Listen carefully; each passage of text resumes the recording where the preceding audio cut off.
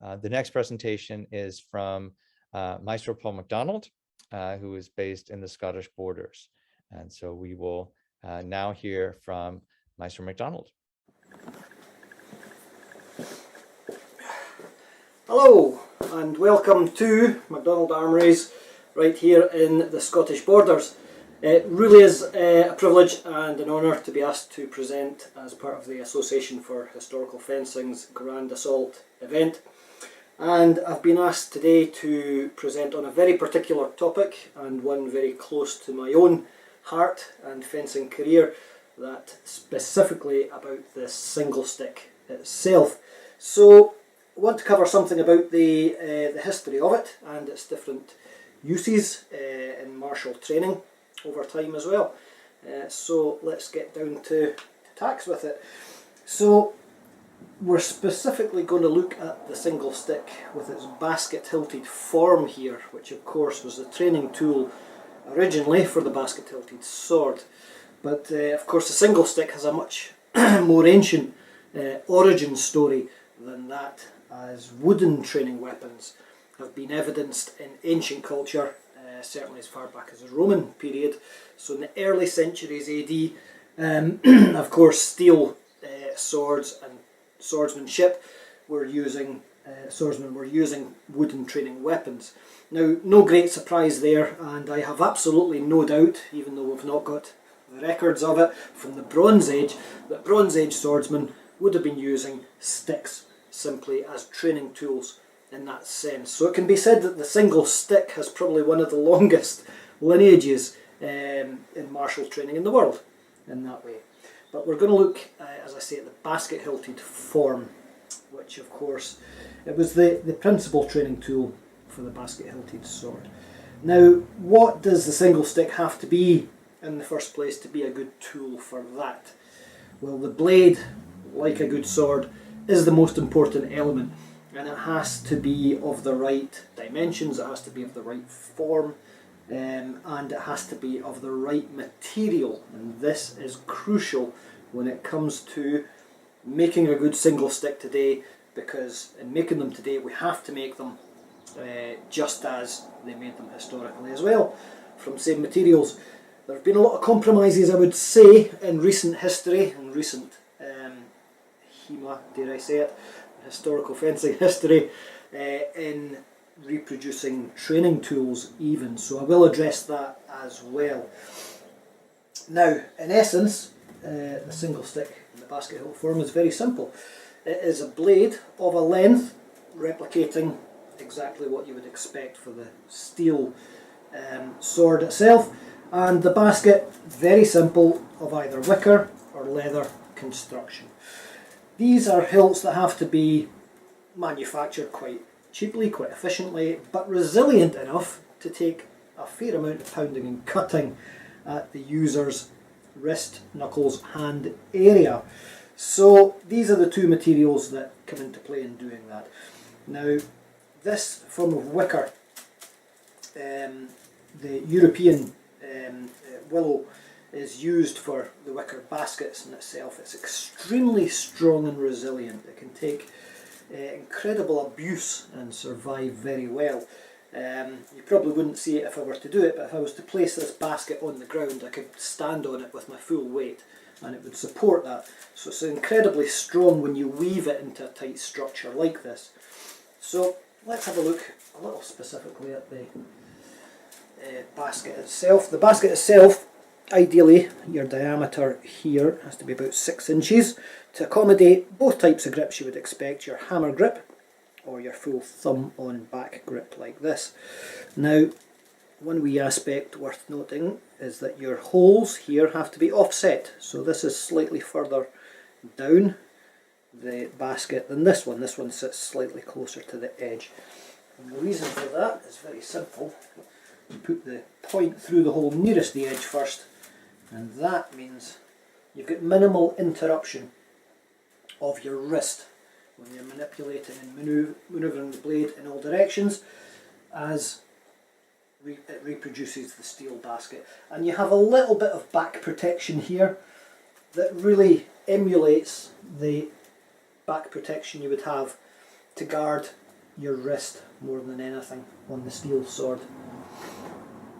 Now, the earliest depiction I believe we have of the basket-hilted single stick in this form is from 1612, from an event in the south of England called the Cotswold Olympics, which is still held to this day. It's an ancient traditional event that's still going, and in a poster advertising, I think, the event from 1612, there's various activities and sports and games going on, and in the top right hand corner you can see two fencers, and they've each got a wicker basket, because you can see the detail that it's a wicker basket single stick, and in the offhand they also have wicker basketed daggers exactly like this as well.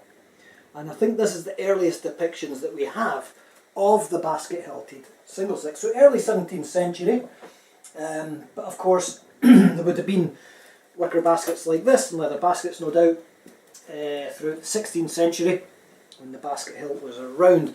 We start to see the real development of the broadsword hilt into a full basket, distinguishing from simple knuckle bows and side branches. The full basket going on for symmetrical basket in the early to mid 16th century. 1530s, 40s is that period where the basket's becoming a full hand protective basket in that sense. So absolutely, fencing masters and such would have come up with the simplest tool for the job, for the training of it, and that is it. And of course it remained the training tool for the basket-hilted sword through the 17th, through the 18th century, and it continued in use through the 19th century as the basket hilt itself, basket-hilted broadsword, develops. From the middle to late 18th century is where we see the next transition of the basket-hilted sword in a military, in a regimental capacity, to move on hilt-wise to become the sabre, in essence, the military sabre. Now in the 19th century even, the military sabre is still referred to as the broadsword, so it's really still seen as the same weapon as this ancient old basket hilt that it came from in the first place. And of course the single stick was still the training tool for that right through. So there was a change in the purpose though of the basket, but let's firstly have a look at the blade, which is the crucial thing. Now I'm removing the basket so you can see my hand on the stick here. Let's say your two main grips for the broadsword. Over time we're hammer grip, thumb and back, and your hilt has to be big enough to accommodate that. But crucially, the grip has to be good enough to grip well, and what we find works is a stick of around 1 inch maximum diameter. Is ideal, absolutely spot on for an effective grip that you can manipulate with fingers and thumb quite well and easily, and it's not too small, it's not too chunky, so 1 inch maximum diameter. But crucially of all is we still need actually a bit of flex. Ideally for a single stick blade, it has to receive and survive over time. They are expendable to an extent, but you still don't want to be going through a single stick every training session for sure, and really every week's not ideal. So you want a single stick to last you months, and you'll get a year or two actually out of a good stick. And the optimum material for this is ash. European ash is the tempered steel of the wood world. It has resilience at its heart, and it can take an incredible amount of concussive abuse and survive quite well. When it does splinter, you don't tend to see bits fly off as such, but it splinters like an onion. It layers. The outer layer will chip first, and it will slowly split through the other layers until eventually the strength is compromised enough for it to break altogether. But you can peel bits of the layers off and add a bit of tape, masking tape or such, to actually increase the longevity over time. So European ash, if you can find it, and it is worth importing if you have to. I'm aware it's not common to find in Americas at all, but yeah, it's very much worth the importing because it is absolutely the traditional and the best medium for your single stick blade. I will contrast that with a material and a wood type that is not ideal, such as hickory. Now, hickory has been used more recently for making single stick blades, but why is it not ideal? It's too dense, it's too heavy, and if you end up within your hand something that's actually going to be heavier and more balance forward than a steel blade, a steel sword, you're kind of countering what you're aiming to do in the first place, which is make and use a wieldable weapon that replicates at least the balance of the steel sword, because then you can do the same techniques just as effectively. So be wary that you're not picking up hickory and imagining it to be a good single stick. It will not be. It will be too dense. You will leave rather significant bruising on your training partners, and I'm sure they won't thank you for that. They certainly wouldn't be buying you a drink in the pub after if you're cracking a rib or two on them. So that's why it's not ideal. It's too dense, too heavy. So European ash absolutely is ideal. Where you can't find that, any fruit-bearing trees are usually good, where you can find branches long and straight enough, or perhaps steam them straight enough. Fruit-bearing wood is very resilient in its form. In fact, it tends to grow a little dense as well, and certainly for canes, for Italian or French canes, these can be good. But certain types can be good also for getting to the right dimensions, 1 inch maximum diameter for single sticks as well. So, in essence, for our blade and for our basket, we have our optimum materials, and of course the easiest manner in which to secure at the end is a simple peg through the basket, and that's really all you have to do. You shouldn't have any problems with it from there. Your alternative is to create and stitch up a simple form, but thick enough form of leather basket, and if you have a means or a leatherworking friend who can harden leather as well, then that makes a major difference in how long this will last as well. This is my own personal basket. It has done me, I don't know. I think this was made not long after the Academy was founded in 2001. So it's been the best part of 20 years this has done me, and it's still structurally solid, and it will last me another 20, I'm quite sure as well. So in terms of materials and form, that's ideal. But there's an aspect of the single stick basket I'd like to address that I don't feel has probably been addressed to date. So this may even be a worldwide exclusive for you. Here we go. And that's talking about the balance of a single stick. And why is that important? Because we want to affect the same techniques and movements as effectively as the steel sword moves itself. So we have to affect the same balance in our single sticks as we do the steel sword. Now, what are we looking at for that? Let's have a closer look. Here's a few swords here. The basket hilt here is one I crafted from the Inverary collection, from the Duke of Argyll's collection, and my challenge to myself was to make this as accurate as possible to the original, not just in form and materials, but to the weight, and to get the weight to the same gram as the original. So this is 936 grams, I got there in the end. I'll just give you a closer look as to where it's balancing. So I'm pinching that just with thumb and forefinger, and that balance point down from the guard is about 3 fingers. And that is an excellent example of an extremely lightweight and fast, well balanced original. So from about 3 fingers width of balance, this is my own training sword that I've made to be a very, very functional, very accurate weight and balance as well. So let's see where that balance is. Pinching there, slightly down. And that's balancing out, not quite 3, that's 4 fingers down from the guard. That's balancing. And I would say that's quite a typical weight and balance for basket-hilted swords, about 4 fingers width down. This is Rob Roy McGregor's, used to be, he's no longer around, and this dates from about 1680, 1690.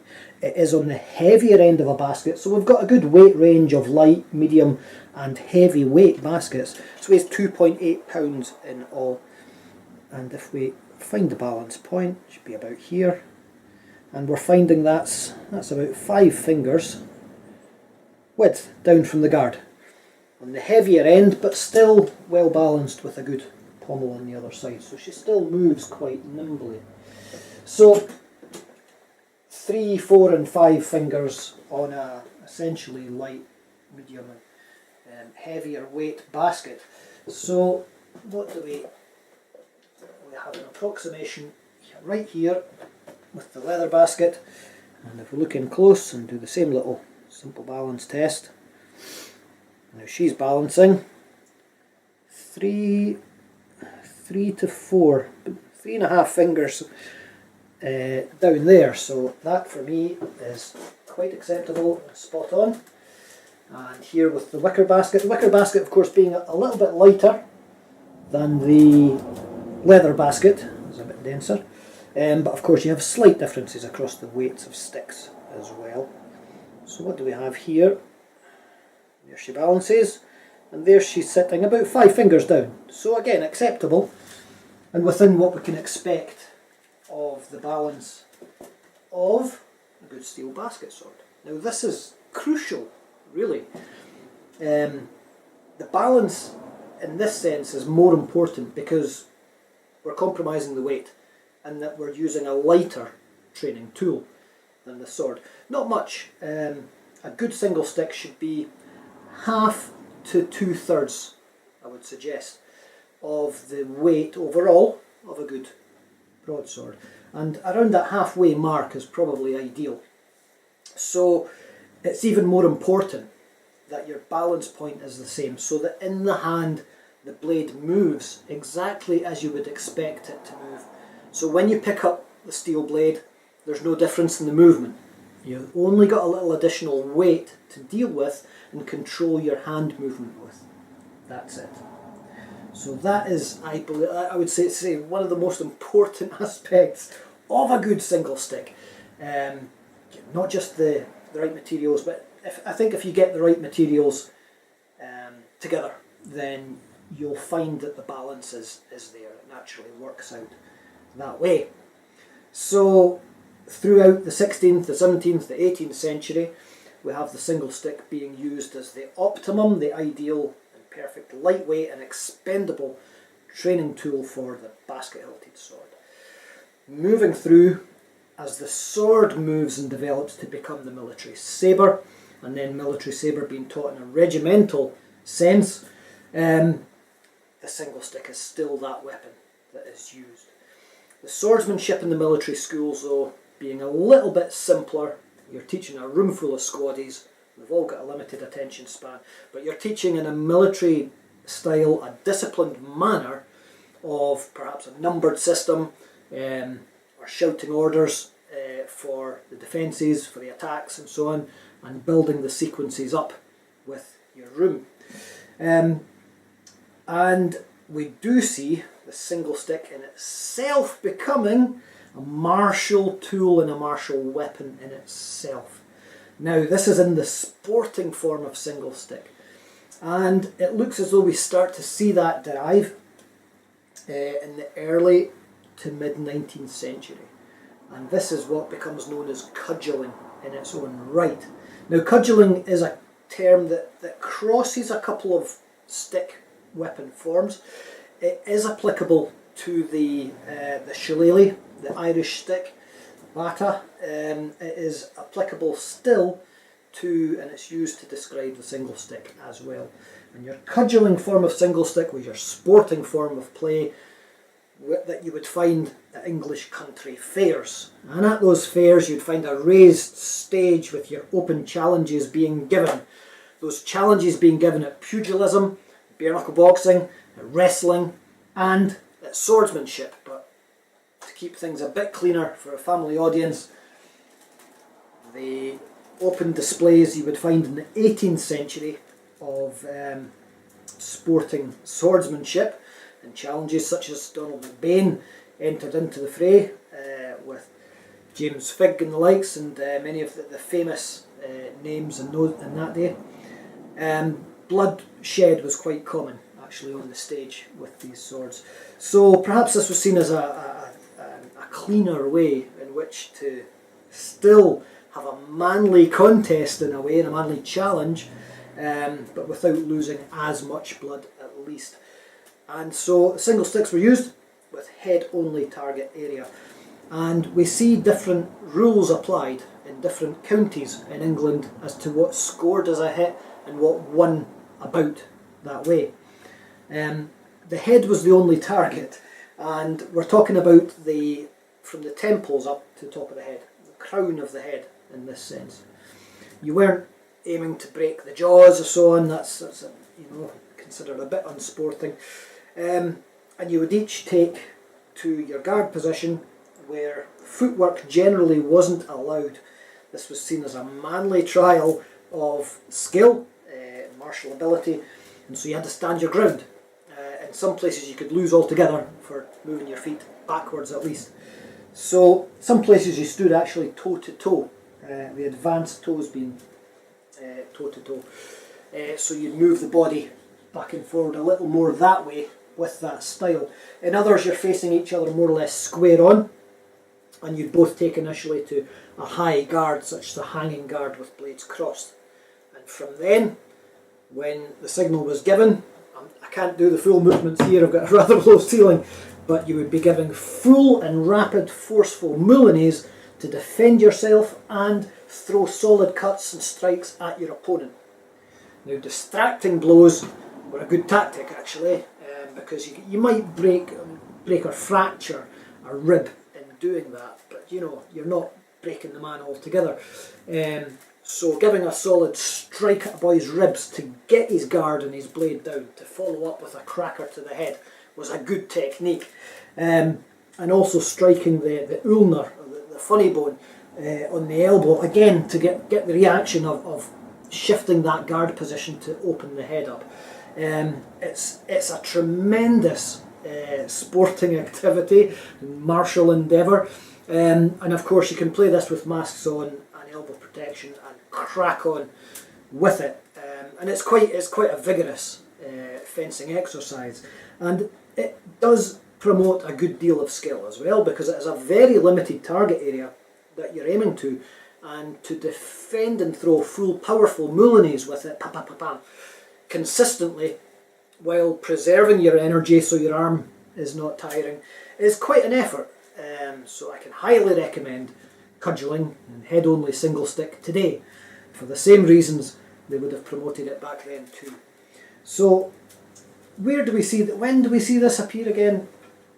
Early to mid-19th century. And like I said, the rules changed, the rules varied from county to county. In some counties it was the first inch of blood drawn on the head. In other counties it was the first drop of blood on the white shirts they would have worn. So, when you crack a skull with a round ash stick, trust me, it doesn't bleed first time usually. It has to be, a pretty solid, fast, concussive blow to break the skin on the head with a stick like that. And so you might be striking or getting struck in the same spot 2 or 3 or 4 times before the blood is drawn. So it's good, solid, brutal stuff in that sense. So that was a martial shift, if you like, from the single stick being a training weapon in its own right for the steel sword to becoming a martial form of fencing in its own right. And we see it still being used throughout the 19th century and into the 20th century in fewer and fewer regiments and forces in that sense, because of course the sword became something much less applicable on the battlefield and was something not taught as much. But I was taught my first single stick lesson by Professor Bert Bracewell, who's sadly no longer with us. And he was one of the greatest fencing masters that Scotland has known. And he learned his single stick from Colonel Hay. Colonel Hay developed what was called the Calp rules of single stick. Calp was the old name for Gibraltar, and he taught single stick in the British Army during the war years and post-war years in the 50s, and he developed the Calp rules of single stick, and I got to know those firsthand through a rather vigorous, I was thrown in at the deep end with Bert, who just told me to pick up a single stick and said, it's in the round, and there's no timing, so you can cut and cut again, go! And that was it. That was my first immersion into single stick, and I loved every second of it. So there we go. That's a brief history of one of our great traditional training tools, probably the most ancient traditional training tool there is. The great thing about these is, well, they do grow on trees. So get out there, cut yourself a single stick, and train hard. Cheers. Thank you to Maestro Macdonald. Are you with us? I am. Hello. Hello. So good evening. So we have accumulated a few questions, including from some of the other presenters. So we have a few minutes, but please do bear in mind, for those of you who scheduled your time to be done within our 2 hours, we are running a bit behind. So once we finish the questions here, we'll be seeing one more presentation, hopefully with a few questions. So we do apologize in advance for going over time. But first to the questions. So let's see, there's a question about, well, you had mentioned that they grow on sticks. Are there any makers of traditional single sticks using, willow baskets or using, European ash, as you said, where people can hope to source them from? Or is it really a question that you've got to be prepared to make your own if you want the real stuff? I think more the latter, yes. I'm not aware, to be honest, of any other single stick makers offering them with ash sticks, although there might be out there that I haven't found. I would recommend finding a material source for walking sticks, and you'll often find that they can provide you with good straight coppiced ash sticks, and that's what you're after. I used to buy them from a stick material source, and I think it was 40-inch overall length is your ideal total single stick length, and I can't remember what they arrived at. It was 45 or 46 inches as your raw material, and you just find the best part of that to cut and cut it to size. So it's quite easy, and obviously you round the point and remove any little burrs and such, that are sticking up, and make it as straight and smooth as possible, and that way you've got a tapered natural ash stick. So I think that's the best way forward. Find the right material source and make your own. Now, you just mentioned tapering. So when we had the presentation on the Italian scherma de bastone, there was a mention that those are really, they're tapered sticks, they're conical. So they have a different dimension, quite a different dimension from one end to the other. Is it also the case that applies to the single stick? Certainly for natural sticks, yes, because natural sticks have that taper to them, and I imagine it's for exactly the same reasons the Italian sticks were tapered to. They're using natural sticks, grown and coppiced quite possibly as well, and you've got that natural taper to it. What I would advise is to avoid turned sticks if you can. Certainly preference and prioritize natural sticks over turned sticks any day, because the turning will cut into the grain of the stick down its length, and it's more likely to start to splinter sooner under concussive work. I see. That makes sense. So a couple other quick questions. So the question is around edge discipline. So it's a stick, right? But since the single stick was in origin training for the sword, how does essentially, and depending on exactly the sword, it may have a different edge configuration. So do we find or do you imagine that single sticks in different periods were a bit different dimensionally depending on what they were training for, or it does that? I guess this is a combination question, but the other question is that I think to your point, someone was asking, should the dimension of the stick be altered from the round in order to give you more sense that there is an edge? What you had just argued is that you don't want to machine it or mill it because you'll damage the grain and damage the longevity. So the discipline has to come from the actual training, the presentation. Exactly. Yeah. As soon as you start cutting or filing into the section of the wood and cutting it and filing into the layers of the wood itself, the grain, then you will start to compromise the strength that way, the structural integrity. So it's generally not a good idea. Your stick will last longer simply if you don't do that.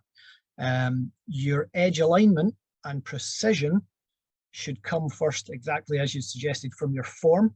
And that form is from the placement often of if you're using a thumb on back or saber type grip, then it's that precision in your movement that is going to generate your edge discipline, even though it's a round stick. And this is something that I hammer into students from day one, always, as I'm sure I'm not the first fencing master to do so, in saying that you treat your round stick as an edged and a sharp blade at all times. Fantastic. I guess this is probably a longer question, but there was one question around cudgeling, right? The idea of two gentlemen standing toe to toe with cudgels and having a go at each other's heads. That reminded one of our audience members of the German Mensur. So the question is this independent evolution? Was there, was there a German tradition of single stick that ended up in the Mensur, or we just don't know? It's a great question. It's a really interesting one too, because they are certainly, in terms of what you're doing, you're standing still, you're standing your ground, and it's head only. Yes, absolutely, they're similar. We see absolutely, though, the differences arising with the different blade types, of course. The Mensur having a squared point with two razor sharp 90-degree angles that you're slicing away at cheek or forehead. That brings about naturally different movements and techniques that a single stick wouldn't. You wouldn't be drawing blood necessarily from the head with single stick. There's a different force involved in that sense. Did they evolve independently? I would think so, and I would suggest so first.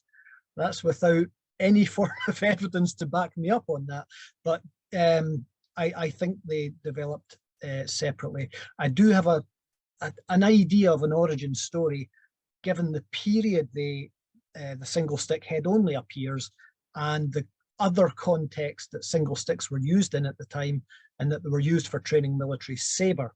It's not an unlikely scenario to imagine an officer's mess.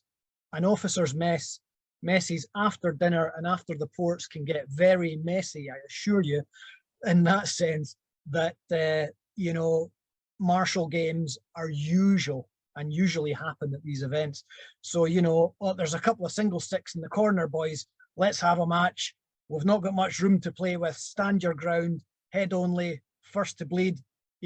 Rules being developed ad hoc in a simple martial sense. That way, it becomes a little more popular over time and becomes a thing with it. So that's my own simple idea as to how it could have originated, given the other context of single stick at that same time. Well, as we saw with Scherma de Bastone, there's a lot of research that is still to be done. So absolutely, with that speculation, I think we have to move on.